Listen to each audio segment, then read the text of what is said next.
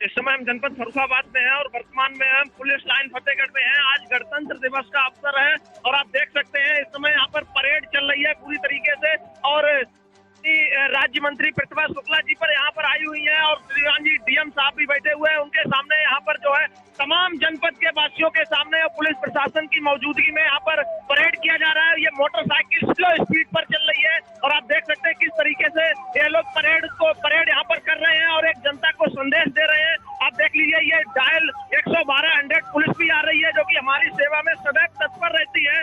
Police line ground में मैं cameraman जी से दरखास्त करना चाहूंगा कि दिखाएंगे पुलिस लाइन ग्राउंड में पूरी तरीके से राउंड शेप में जो है घूम घूम कर ये लोग परेड कर रहे हैं। चारों तरफ से कहीं न कहीं यहाँ पर नायक पूरे सेनापति जो है वो पूरा परेड को कंट्रोल कर रहे हैं और परेड को दिखवा रहे हैं और यहाँ पर जनपद का तमाम पुलिस प्रशासन मौजूद है और यहाँ पर एसओजी की टीम हो या पुलिस प्रशासन की टीम हो, कहीं न कहीं मुख्य अतिथि को सैल्यूट देकर आगे बढ़ रहे हैं। कैमरामैन जी हम चाहेंगे कि आए और दिखाएं किस तरीके से यहाँ पर डायल 112 भी है जो परेड में ये संदेश दे रही है कि कहीं न कहीं हम यहाँ पर प्रदेश की सेवा में तत्पर है। ये फील्ड यूनिट की गाड़ी है जो कि यहाँ से निकल रही है परेड ग्राउंड से और यहाँ पर सबको सैल्यूट देकर के ये लोग आगे बढ़ रहे हैं। रेडियो शाखा की भी गाड़ियां हैं जो कि आगे बढ़ रही हैं और उसके पीछे एसपी जी जो है उनकी टीम है, एसओजी की टीम है, एसओजी की टीम भी आगे बढ़ रही है और हम आपको दिखाते हैं कैमरामैन जरा आएंगे किस तरीके से जो है यहाँ पर माननीय जो है राज्य मंत्री प्रतिभा शुक्ला जी आई है वो इनका जो है सैल्यूट देकर अभिवादन स्वीकार कर रही है।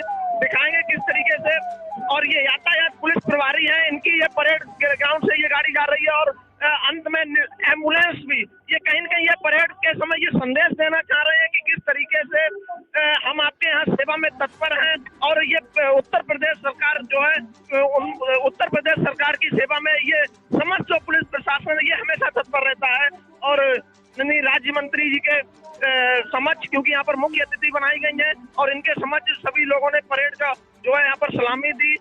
डीएम साहब भी सामने मौजूद है, संजय कुमार सिंह जी बैठे हुए हैं और पुलिस अधीक्षक अशोक कुमार मीना जी के सानिध्य में ये पूरी परेड का संचालन हो रहा है। हम और भी कई तस्वीरें दिखाएंगे, मंत्री जी से भी बात करने की कोशिश करेंगे और वो जो क्या संदेश देंगी आज के उपलक्ष्य में ये भी जानने की कोशिश। हिमालय जिसका मुकुट है, नदियां जिसके चरण पखारती हैं, ऋषि मुनि जिसकी संतान है, ऐसी भारत माता के चरणों में प्रणाम करते हुए आज गणतंत्र दिवस की सभी को शुभकामनाएं देते हैं।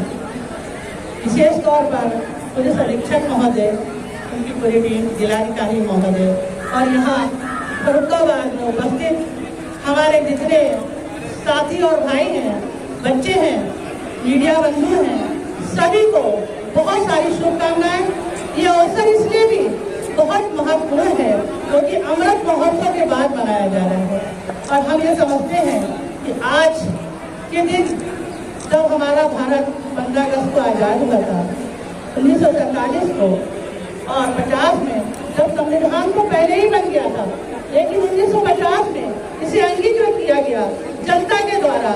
उस दिन से हम लोग इसे गणतंत्र दिवस के रूप में मनाते हैं।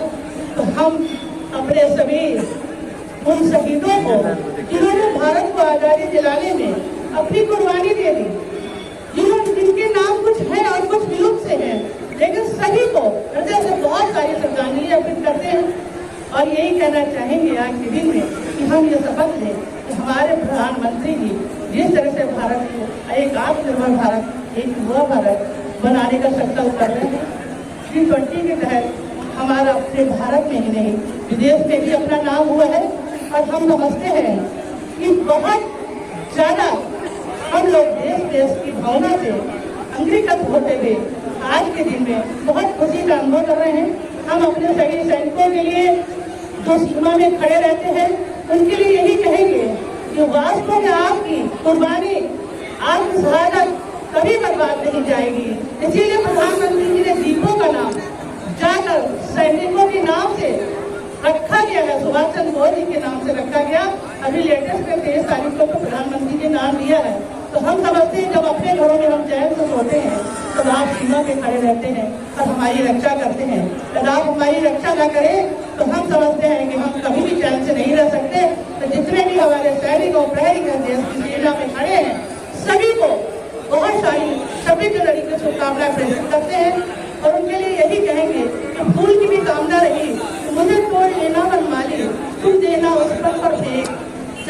जाते हैं वीर अनेक, तो हम ये जरूर कहेंगे कि जो हमारे जितने सैनिक हैं उनके लिए जैसे बहुत सारी शुभकामनाएं के लिए, और ये भी कहेंगे कि भारत माता के चरणों में प्रणाम करते हुए यही कहेंगे, जो भरा नहीं है भावों से, धरती जिसमें रसधार नहीं, वो हृदय नहीं पत्थर है, जिसमें स्वदेश का प्यार नहीं, अपने भारत से प्रेम करते हुए उन सैनिकों को सबसे श्रद्धांजलि अर्पित करते हुए, और जो हमारे उपस्थित सभी बटालियन के लोग हैं उनको भी बहुत हृदय से धन्यवाद अदा करते हुए कि आपकी सुरक्षा की भावना हमेशा आगे बढ़ती चली जाए।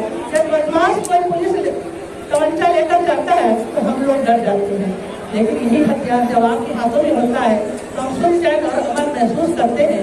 इसके लिए हम जरूर कहेंगे आप न हो तो हम कभी सुरक्षित नहीं रह सकते। आपको बहुत सारी सब्जी जनवरी की शुभकामनाएं, और आज बसंत पंचमी का दिन भी है और सरस्वती का दिन है, उसकी भी बहुत सारी शुभकामनाओं के साथ हम अपनी वाणी को विराम देते हैं। एक बार प्रेम से बोलिए भारत माता की, भारत माता की, वंदे वंदे जय। आज के दिन पर क्या संकल्प लिया गया? हम लोग ईमानदारी और ऑनेस्टी के साथ दृढ़ प्रतिज्ञ होकर देश के लिए रक्षा के प्रहरी के रूप में सारे हमारे सैनिक काम करेंगे, और हम लोग सत्यान से सत्यता से कार्य करेंगे, और हम तो कर ही रहे हैं। रामचरितमानस की बड़ी चर्चा हो रही है, हम समझ रहे हैं, और उसमें नारियों का भी है, ढोल गमार सूद पसनारी। देखिए जिसको पता नहीं है तो उसके लिए हम कुछ कह ही नहीं सकते। व्याख्या हर बार अपने अपने हिसाब से अलग अलग हुआ करती है, और ताड़न मतलब होता है रक्षा करना, देखना। ताड़ना मतलब ये नहीं होता कि नहीं, जैसे कहते हैं कोई लड़का इसको ताड़ रहा है, ऐसे बोलते रहते ना। ताड़ना मतलब देखना, लुक आफ्टर करना, ना कि उसको परेशान करना, ना उसको निकृष्ट समझना।